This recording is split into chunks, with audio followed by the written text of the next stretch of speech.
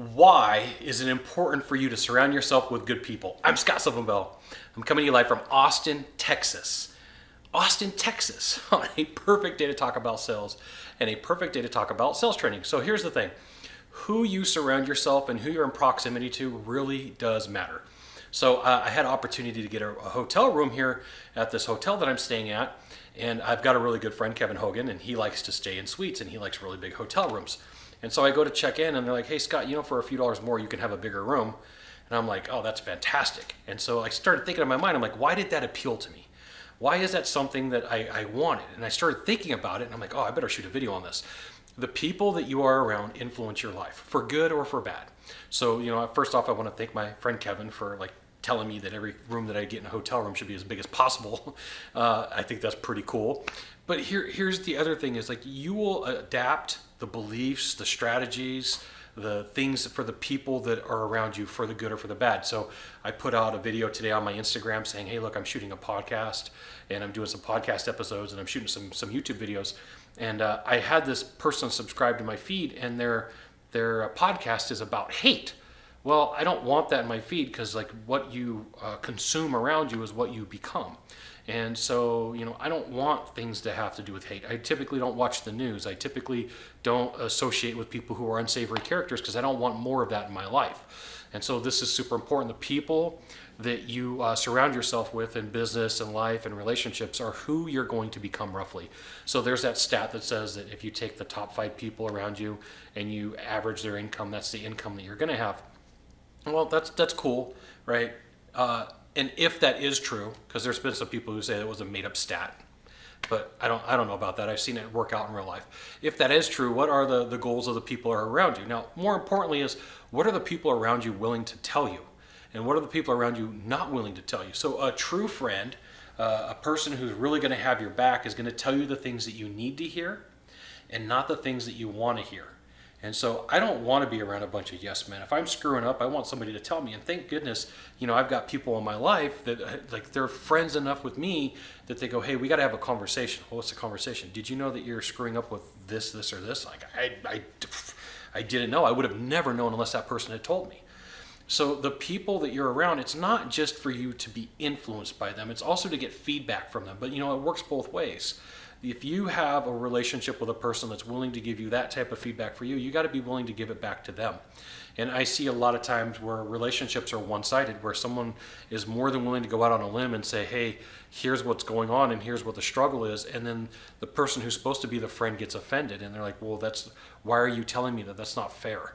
Well, you got to remember that anytime you say something's not fair, you've just removed yourself from the equation. You've given all of your power to someone else. This is why you can't look at sales calls like they're fair or unfair. You either did your job or you didn't. If you did your job and you didn't make the sale, you should question well, what didn't I do right? But if you look at it oh my goodness, it's so unfair that some other salesperson got the job from me. See how crazy that sounds? You've removed all of your capabilities to take responsibility for yourself. You've given it to somebody else. So you should definitely surround yourself with the type of people who are willing to tell you what's going on and tell you what you need to hear and not what you want to hear, but it's got to be the same way. So I know some pretty high level people and they do some pretty cool stuff in their life. And anytime that they've given me suggestions, I really take them to heart. This person took the time to give me the information that they thought that I needed to hear at that time of my life.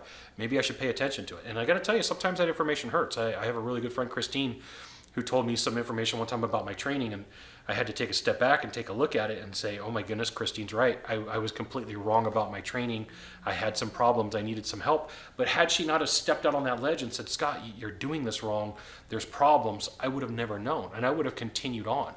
So a true friend is going to give you that information in personal, in business. I'm really careful about the people that I associate for this reason, is because you tend to adapt to the beliefs and the strategies of the people that are around you. This is why you should look for top-notch people to hang out with.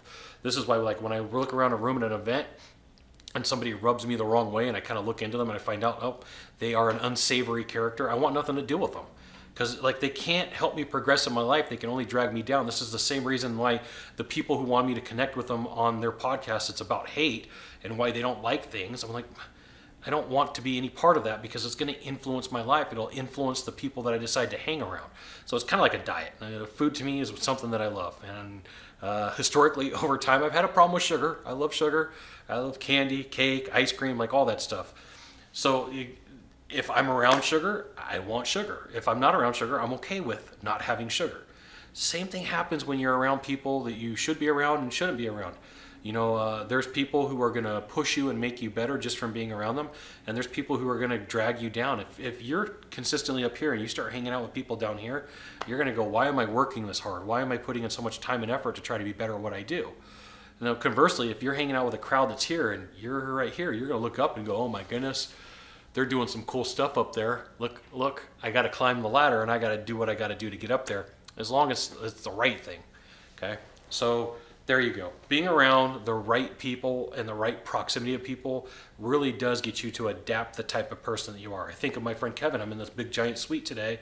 Had it not been for him, I probably wouldn't have opted for the room. But today I'm shooting YouTube videos. I've had plenty of room to stretch out. It's been a cool experience. So you've got one thing to do from here. Find the subscribe button. It's somewhere along the lines. There's like a box here. Just find it says subscribe. It should be red. Click on subscribe, and every time I send out a new video, you'll get an update that says, Sylvan Bell sent out a new video. You should check it out, which you should. Absolutely, you should definitely check it out.